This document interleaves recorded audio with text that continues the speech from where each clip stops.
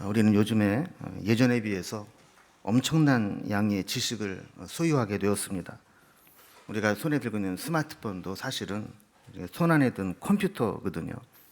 언제든지 궁금한 게 있으면 스마트폰으로 검색하면 원하는 지식을 쉽게 습득할 수 있습니다. 예전에는 소수의 지식인들만 소유할 수 있었던 정보나 지식을 이제는 누구나 손쉽게 얻을 수 있는 시대가 되었습니다. 그러나 지식의 보편화가 인격의 성장이나 신앙의 깊이로 반드시 연결된다고 보기는 어려울 것 같습니다. 사실 쓸데없는 정보들이 너무 많고 또 유통되고 있기 때문에 그렇습니다. 많은 정보들을 쉽게 습득하다 보니까 요즘에는 다 선생님이고 다 박사고 다 전문가인 것처럼 착각을 하며 살아가기 쉽습니다. 오늘 설교 제목을 지성인의 무지함 이렇게 정해보았는데, 사실 지성과 무지는 함께 할 수 없는 개념이죠. 지식인과 지성인이 꼭 일치하는 개념은 아니지만 일반적으로 지성인은 지식이 있는 사람이고 또 무지한 사람을 보고 지성인이다 이렇게 부르지는 않습니다. 근데 오늘 본문에 보면 당대 최고의 지식인이며 지성인이고 사회적 명망이 있으면서도 존경받는 한 사람이 예수님께 무지함을 책망받는 경우가 나오게 됩니다. 요한복음 3장 10절에 보면 너는 이스라엘의 선생으로서 이러한 것들을 알지 못하느냐, 이렇게 무지함을 책망받게 되는 것이죠.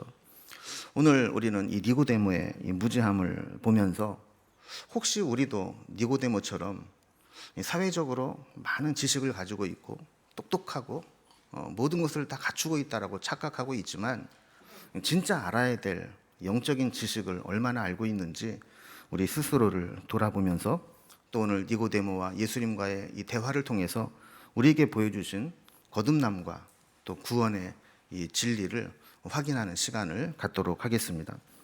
먼저 니고데모가 어떤 사람이었는가를 한번 정리를 해보겠습니다. 니고데모는 바리새인이었고 유대인의 지도자로서 사내들인 공회원이었습니다. 그리고 이스라엘의 선생으로 랍비와 같은 인물이었습니다. 조금 세분화해서 설명을 해보면 바리새인이라고 하는 것은 구별되다라는 말에서 나온 종파입니다. 일반 사람들이 세속화되고 세상에 물들어 살아가는 데 비해서 우리는 그들과 좀 구별된 삶을 살겠다. 율법을 더 철저하게 지키고 율법을 가까이 하면서 말씀대로 살아가겠다. 그래서 모세오경의 율법을 확대해서 실생활에 적용할 수 있도록 확대된 규범을 만들고 그 규범을 지키도록 노력하는 사람들이 바로 바리새인들이었습니다. 예수님 당시에 바리새인들 한 6천 명 정도 되었다고 기록에 나와 있는데, 이 바리새인들 중에서 율법학자나 랍비 그리고 유대교 종교 지도자들이 배출되는 그런 인재 풀이라고 볼 수도 있는 것이죠.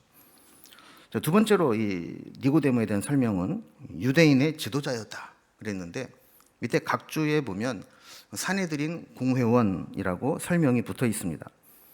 바리새인이 이 종교적인 스펙을 나타낸다면 이 사내들인 공회원이라는 것은 사회적 스펙을 의미하는 겁니다.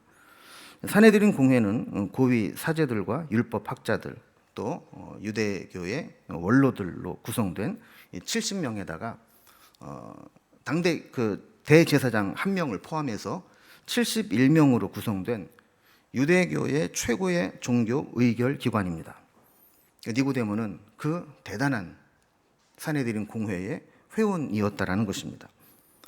그리고 예수님은 이 니고데모를 이스라엘의 선생이라고 불렀습니다. 율법에 정통하며 백성들에게 존경받는 율법 교사였다라는 겁니다.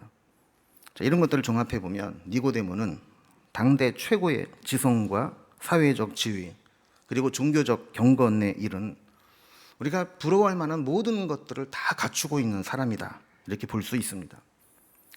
근데 그가 어느 날 예수님에 대한 소문을 듣습니다.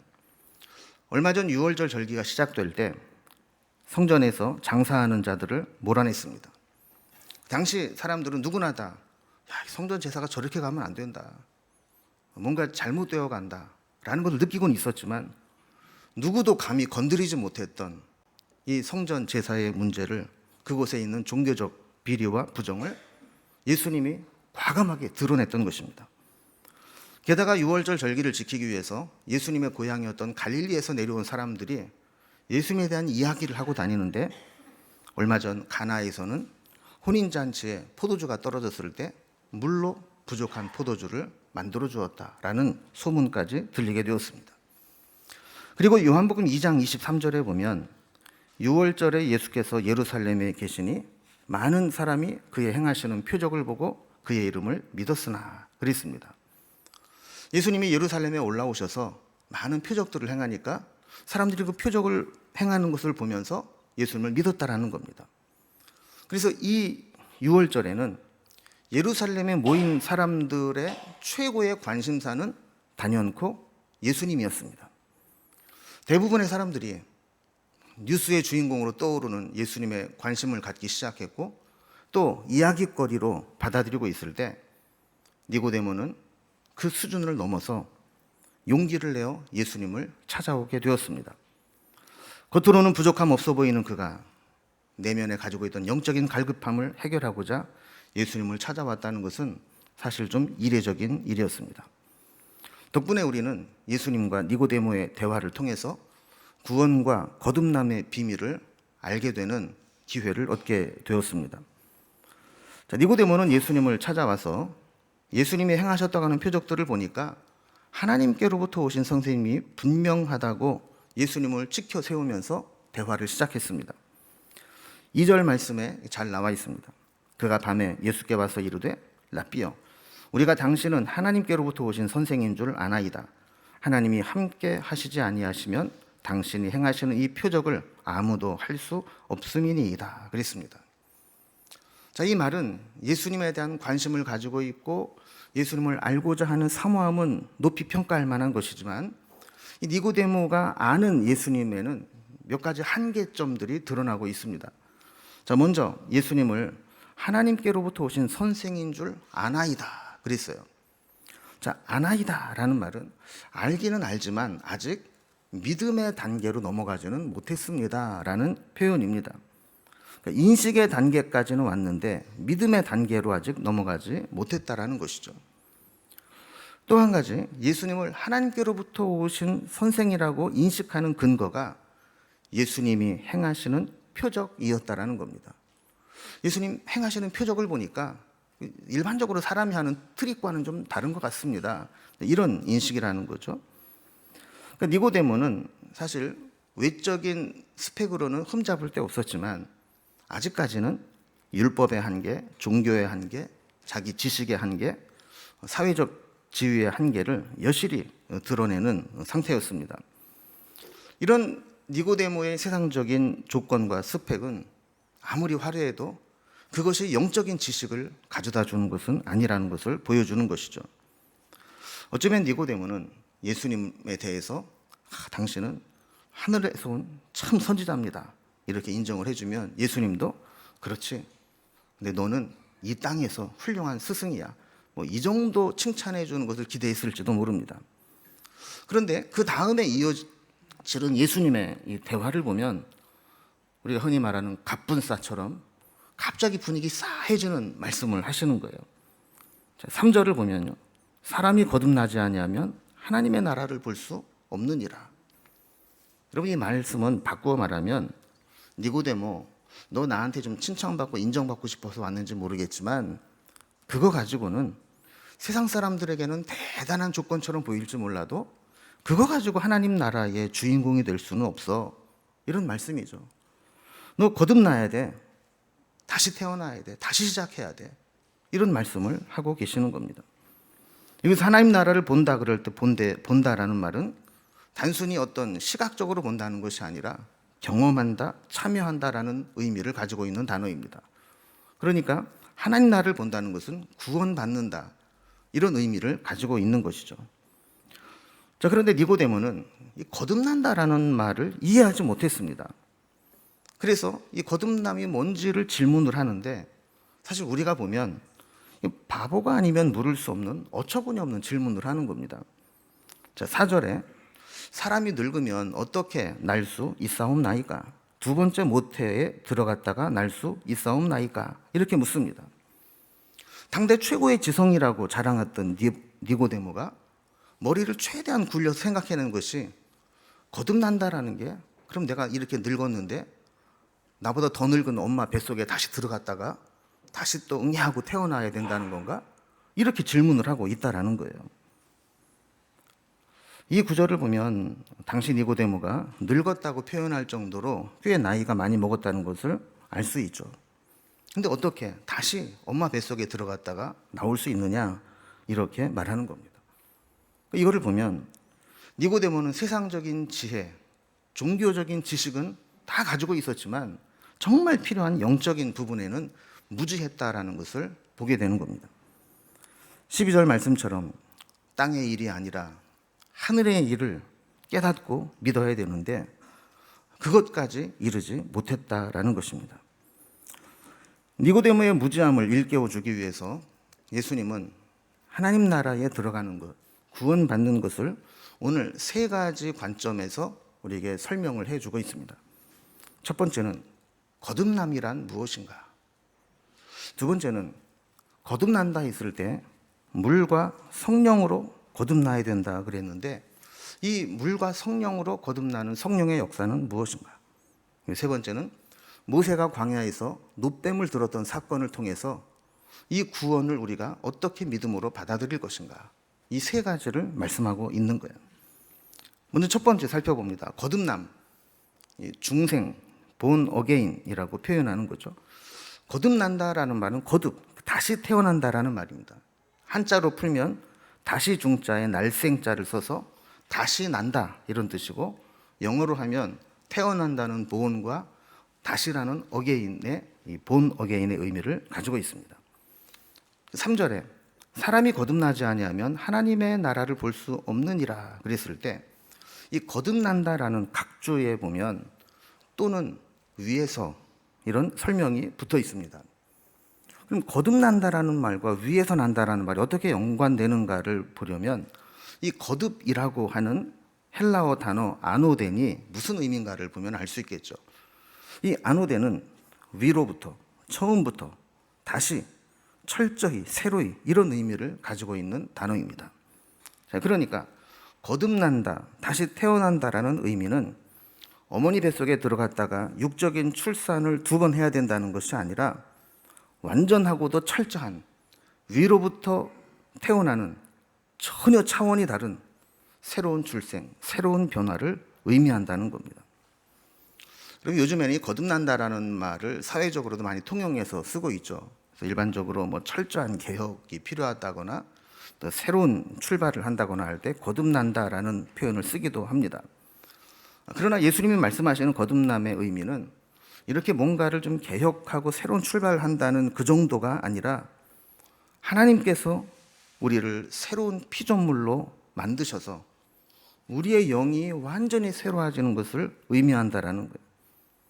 니고데모에게 거듭나지 않으면 하나님 나라를 볼 수 없다, 너 거듭나야 된다라는 말은 네가 지금까지 쌓아온 종교적인 행위, 사회적 지위, 그리고 율법의 지식, 이거 아무 소용이 없고 처음부터 완전히 다시 시작해야 된다라는 겁니다. 여러분, 우리는 그런 생각을 할 수 있습니다. 만약에 니고데모가 흉악범이거나 망나니처럼 산 사람이라면 너 거듭난 삶을 살아야 돼, 다시 새 출발해야 돼, 그럴 때 우리는 수긍을 할 수 있죠. 그러나 니고데모처럼 외적으로 흠잡을 데 없이 완벽에 가까운 삶을 사는 사람에게 너 그거 소용없어, 거듭나야 돼, 다시 시작해야 돼 라고 했을 때 그럼 우리 같은 사람은 어떡하라는 얘기인가, 이런 생각을 할 수도 있습니다. 그래서 예수님은 이 의문을 갖는 것을 아시고 6절에 이렇게 말씀하시죠. 육으로 난 것은 육이요 영으로 난 것은 영이니. 이런 게 무슨 얘기입니까? 육으로 난 것과 영으로 난 것은 완전히 다른 별개의 문제라는 겁니다. 육으로만 태어난 사람은 아무리 노력을 해도 영의 구원을 받지 못하고 영적인 것을 알지 못한다라는 거예요. 그리고 우리도 마찬가지입니다.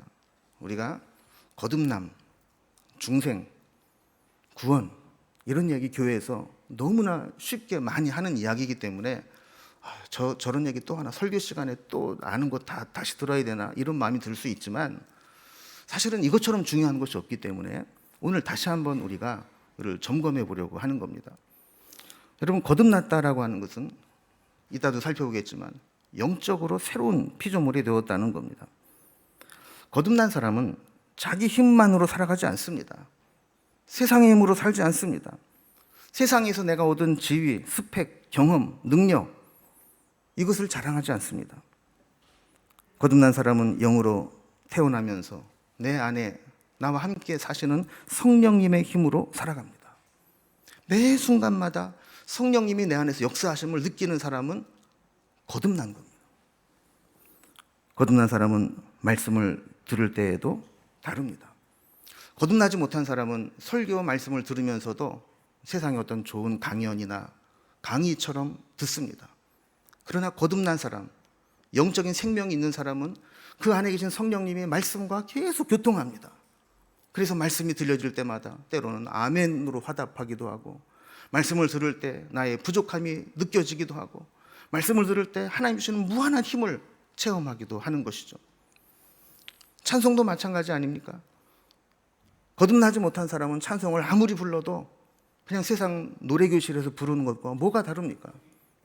그러나 거듭난 사람은 찬송을 부르면서 찬송 중에 거하시는 하나님의 은혜를 늘 교통하면서 느끼는 거예요. 거듭나지 못한 사람은 기도하는 것도 자기 마음의 묵상이나 생각의 정리 정도로 생각을 하지만, 거듭난 사람은 기도를 통해서 성령님이 역동적으로 역사하시는 것을 느끼게 되는 것입니다. 거듭난 사람은 거듭나기 이전과 달라진 표시가 분명히 있습니다. 성형외과에 가면 홍보성으로 비포와 애프터를 사진을 걸어놓은 게 있잖아요. 분명히 다릅니다. 거듭남도 마찬가지예요. 거듭나기 이전과 거듭난 이후의 삶은 같을 수가 없습니다. 완전히 다시 태어났는데 어떻게 이전과 같을 수가 있겠어요? 그래서 우리는 정말 거듭났다 그러면 거듭나기 이전의 모습과 내가 달라진 게 있는가? 비포와 애프터가 분명히 다르다고 드러낼 수 있는가? 이거를 알아야 돼요. 그래서 거듭난 사람은 과거에 거듭나기 전에 육천의 본성대로 살지 않습니다.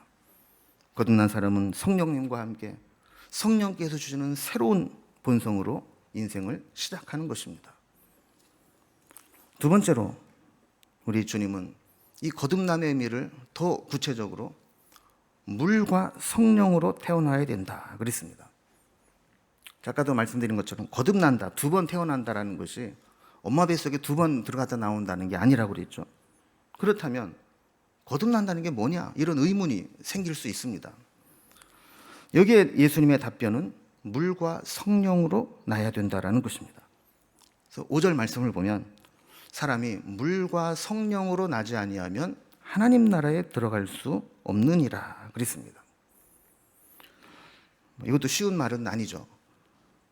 6절에서 8절까지 보면 물과 성령으로 난다는 것이 무엇을 의미하는지를 예수님이 설명해 주시는데, 니고데모는 그 설명을 듣고 이해가 안 되는 거예요.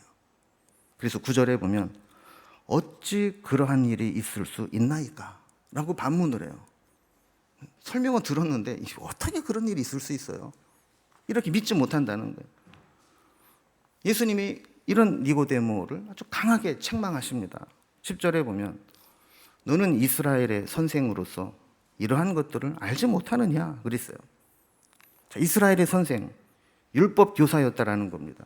하나님 말씀을 연구하고 가르치는 교사가 그렇게 설명을 해줘도 못 알아듣겠냐? 라고 이야기를 하는 거죠. 그럼 물로 태어난다라고 하는 것은 흔히 우리가 요한이 베푼 물 세례와 같이 어떤 제도권적인 신앙생활에 참여하는 것을 의미한다고 볼 수 있습니다. 전에도 설명을 드린 것처럼 이 세례라고 하는 것은 세례 요한이 속해 있는 SNF파에서 개종자들을 받아들이는 종교 행위였습니다. 물로 씻음을 통해서 너희들은 유대교로 우리 하나님의 백성으로 받아줄게 하는 개종자들에게 행하던 의식이었습니다. 구약에서 물이라고 하는 것은 깨끗하게 하는 상징이었습니다. 그래서 제사장들은 성소에 들어가기 전에 몸을 물로 씻지 않고는 들어갈 수 없었습니다.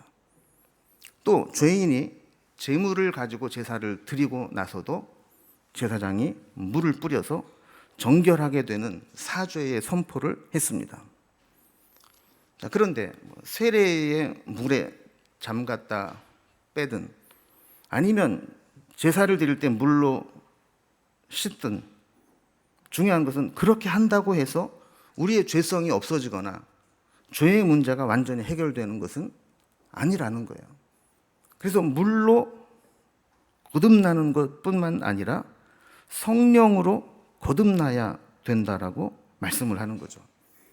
그래서 이 본문에 물과 성령으로 거듭난다라는 것을 우리가 이해하기 위해서 필요한 단서는 예수님께서 니고데모를 네가 이스라엘의 선생으로서 이것을 알지 못하냐, 율법을 알고 있다고 하면서도 이 말을 이해 못하느냐 하는 것에서 찾을 수 있습니다. 에스겔 36장에 보면 바벨론 포로 생활을 마치고 돌아오게 될 백성들에게 주신 말씀이 나옵니다. 그 중에 25절과 26절에 보면 맑은 물을 너희에게 뿌려서 너희로 정결하게 하되 곧 너희 모든 더러운 것에서와 모든 우상 숭배에서 너희를 정결하게 할 것이며 또 새 영을 너희 속에 두고 새 마음을 너희에게 주되 너희 육신에서 굳은 마음을 제거하고 부드러운 마음을 줄 것이며 그랬습니다. 여기 보면 앞부분에는 25절에는 맑은 물을 너희에게 뿌려서 물로 새롭게 할 것이다 라는 말씀을 하시죠. 그리고 26절에서는 새 영을 너희에게 두고 새 마음을 너희에게 주되 이제 영으로 새로워진다라는 것을 의미하는 거예요. 그래서 우리가 구약에서부터 세례 요한에 이르기까지 물로 새롭게 함도 필요하고 에스겔의 말씀과 같이 성령으로 새로워지는 것도 필요하다라는 거예요. 사실 이런 설명만으로는 또 우리가 이해하기가 어렵죠. 그래서 예수님은 이 성령으로 거듭난다라는 것을 바람의 비유에 설명을 하십니다. 8절을 보면요. 바람이 임의로 불매 네가 그 소리를 들어도 어디서 와서 어디로 가는지 알지 못하나니 성령으로 난 사람도 다 그러하니라 그랬어요. 요즘은 기본적으로 바람이라고 하는 것은 기압의 차이에 의해서 기압이 높은 곳에서 낮은 곳으로 바람이 흐른다 이 정도는 우리가 알고 있지만 사실 그 당시에는 바람이라는 게 왜 부는 건지 어디에서 시작돼서 어디로 가는지 아는 방법이 없었어요. 그러나 분명한 것은 바람은 분다는 거예요. 바람이 불면 내가 느끼고 바람이 지나가는 흔적들이 나무에든 옷가지에든 나타나기 때문에 그걸 부정할 수는 없다라는 거죠. 성령으로 거듭난 것도 마찬가지라는 겁니다. 그것을 어떤 눈에 보이는 무엇인가로 증명할 수는 없지만 성령을 받은 사람, 성령으로 거듭난 사람은 분명히 안다라는 거예요. 그러면 이 성령으로 난다라는 게 무엇인가? 이 성령의 바람 역시 에스겔 37장에 이미 예표되어 있습니다. 우리가 잘 아는 대로 마른 뼈들이 모여있는 골짜기에 하나님이 에스겔을 통해서 생기를 명하셨을 때 생기가 들어가서 이미 죽어서 썩고 뼈다귀만 남은 것들이 다시 살아나서 군대를 이루는 것을 보여주셨다는 것이죠. 에스겔 37장 9절에 보면 또 내게 이르시되 인자야 너는 생기를 향하여 대언하라. 생기가 대언하여 이르기를 주 여호와께서 이같이 말씀하시기를 생기야 사방으로부터 와서 이 죽음을 당한 자에게 불어서 살아나게 하라 하셨다 하라 그랬습니다. 여러분 이 생기라고 하는 것은 히브리어로는 루아흐라는 말을 쓰고 신약의 헬라어로는 푸뉴마라는 말을 씁니다. 근데 루아흐나 푸뉴마는 공통적으로 바람으로도 번역이 되고 영으로도 번역되는 말입니다. 에스겔 37장에서는 생기로 번역이 되었습니다. 이 성령의 바람, 성령의 생기가 들어가는 곳에 생명의 역사가 나타난다라는 겁니다. 그런데 지금 니고데모 앞에는 이 생명의 바람의 실체, 생명의 바람의 주인공이 니고데모 앞에 있습니다. 그분이 누굽니까? 예수 그리스도이신 거죠. 니고데모는 자신은 몰랐지만 이 생명의 바람의 근원이 되는 주인공 예수님을 바로 앞에서 뵙고 말씀을 듣는 은혜를 입었던 겁니다. 이제 문제는 우리의 믿음의 문제입니다. 들어서 알았다면 믿음으로 받아들이는 것이 필요하죠. 12절에서 내가 땅의 일을 말하여도 너희가 믿지 아니하거든 하물며 하늘의 일을 말하면 어떻게 믿겠느냐. 이 땅에서 바람의 움직임에 대해 설명을 해도 깨닫지 못할 텐데 하늘에 있는 일을 너희가 믿을 수 있겠느냐라는 겁니다. 여러분, 구원은 하나님께서 물과 성령으로 거듭난 자에게 주시기로 했지만 우리에게는 그 사실을 깨닫고 믿음으로 받아들이는 것이 필요합니다. 그러면 믿음으로 받아들인다는 게 무엇인가를 설명하기 위해서 예수님은 세 번째 설명을 하십니다. 그게 뭐냐면 모세의 놋뱀 비유입니다. 오늘 말씀 14절 15절을 보면 모세가 광야에서 뱀을 든 것 같이 인자도 들려야 하리니 이는 그를 믿는 자마다 영생을 얻게 하려 하심이니라 그랬습니다. 이 말씀은 민수기 21장의 말씀을 근거로 한 말씀인데 모세의 인도로 이스라엘 백성들이 애굽에서 나와서 광야를 지나가고 있을 때 하나님과 모세를 원망하던 백성들에게 불뱀이 나와서 사람들을 물어 죽이는 사건이 있었습니다. 광야의 불뱀은 뜨거운 태양에 독이 오를 대로 올라서 한 번 물리면 손쓸 겨를도 없이 죽게 되는 무서운 독사였습니다. 그런데 이때 불뱀에 물려도 살 수 있는 길을 하나님이 만들어 놓으셨습니다. 그게 뭐냐면 놋뱀을 장대에 만들어 달아놓고 그것을 쳐다보는 자는 살게 된다는 것이었습니다. 뱀은 마귀 사탄을 상징하는 것이죠. 이 옛뱀이 심판을 받아서 장대에 달린 것을 상징하는 것이 놋뱀입니다. 그런데 그것과 같이 인자도 들려야 하리라. 이 말은 예수님이 우리의 모든 저주를 대신 짊어지시고 십자가에 달리심으로 구원을 받게 된다는 것을 의미하는 겁니다. 공통점은 그 구리뱀을 보든 십자가를 믿든 해야 구원을 받는다는 것입니다. 우리의 경험과 상식으로는 광야에서 불뱀에 물린 자는 죽는다는 것입니다. 살아나는 사람이 없습니다. 그러나 놋뱀을 본 자는 산다는 것이 믿음입니다. 믿음은 지금까지 우리가 가지고 있었던 상식과 경험을 포기하는 것에서 시작됩니다. 거듭나지 못하는 사람의 가장 큰 고질적 문제는 교만과 고집입니다. 자기 생각, 자기 경험, 자기 지식을 포기하지 못하는 겁니다. 알아도 고치려고 하지 않습니다. 죽어가면서도 끝까지 괜찮은 척합니다. 이것이 교만이고 쓸데없는 고집입니다. 저는 민수기 21장을 묵상하면서 재미있는 상상을 가끔 해봐요. 모세가 놋뱀을 만들었을 때 얼마나 크게 만들었을까?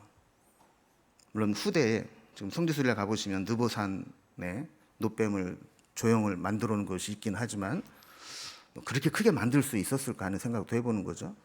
그러면 그 당시 이스라엘 백성들이 남자 장정만 60만 명입니다. 이들이 사방으로 진을 치고 있을 때 가운데에서부터 거리가 얼마나 될까요? 그럼 가까이 있는 사람은 그 놋뱀을 가까이서 비교적 선명하게 볼 수 있었을 거예요. 그러나 맨 끝에 있는 사람은 잘 보였을까요? 자, 그렇다면 가까이 있는 사람은 선명하게 보고 금방 낳고 멀리서 희미하게 본 사람은 시름시름 앓다가 겨우 낳고 그랬을까요? 그렇지 않았을 거라는 겁니다. 맨 끝에서 독이 퍼져서 죽어갈 때 저거를 보면 산다는 그 말씀을 듣고 길을 쓰고 장막에서 나가서 이 구리뱀이 있는 쪽을 향하여 고개를 들기만 해도 그 사람은 나았을 거라고요. 여러분, 복음도 마찬가지입니다. 예수님께서 우리를 위해서 십자가에 달리셨는데 그 달리신 사건을 우리가 억지로라도 힘을 다해서 그 길만이 살 길이라고 믿게 되면 거기에 구원이 있다라는 거예요. 구원과 복음의 핵심은 하나님의 사랑입니다. 왜 하나님이 하나님의 독생자를 그렇게 십자가에 달리게 하셨는가? 하나님이 우리를 어느 정도까지 사랑하셨는가? 그것은 하나님의 독자를 십자가에서 저주받아 죽게 하실 정도로 우리를 사랑하셨다라는 거예요. 하나님의 사랑은 피상적인 사랑이 아니라는 겁니다. 그럼 우리가 우리 자식이 열만 조금 나도 얼마나 마음이 안타까워요. 하나님이 그 아들을 십자가에 달려 죽게까지 함으로 우리를 살리시는 것이 하나님의 사랑이라는 겁니다. 그래서 우리가 잘 아는 요한복음 3장 16절, 자다가도 외울 수 있는 말씀 아니에요? 하나님이 세상을 이처럼 사랑하사 독생자를 주셨으니 이는 그를 믿는 자마다 멸망하지 않고 영생을 얻게 하려 하심이라. 이 놀라운 하나님의 사랑으로부터 나온 이 구원의 메시지를 우리가 믿음으로 받아들일 때 우리는 거듭나게 되고 이 거듭남을 통해 새 생명을 얻게 된다라는 거예요. 그래서 마지막에 보면 우리가 예수님을 영접한다라는 것, 믿는다는 게 뭐냐? 그것은 빛으로 오신 예수님이 우리 가운데 들어오셔서 우리의 모든 죄악과 어두움을 다 들추어내고 그것을 다 송두리째 드러내게 하시는 것을 우리가 주님께 허용하고 주님으로부터 새 삶을 사는 것, 이것이 거듭남이라는 겁니다. 여러분, 우리가 오늘 이 니고데모의 모습을 보면서 우리의 모습을 한번 돌아봤으면 좋겠습니다. 우리가 그동안 너무 영적으로 교만해지지는 않았는지, 또 우리가 세상적으로 어떤 지식을 갖고 성경적인 지식을 갖고 또 세상적인 조건을 가지고 경험했다고 해서 하나님 말씀 앞에 우리가 더 겸손하게 엎드려야 될 텐데 그렇지 못하고 교만하고 있지는 않은지 돌아보면서 우리를 향한 하나님의 그 구원, 그리고 하나님께서 우리에게 허락해 준 이 거듭남의 비밀, 이 거듭남의 축복과 은혜를 우리가 누리며 살아가면 좋겠습니다.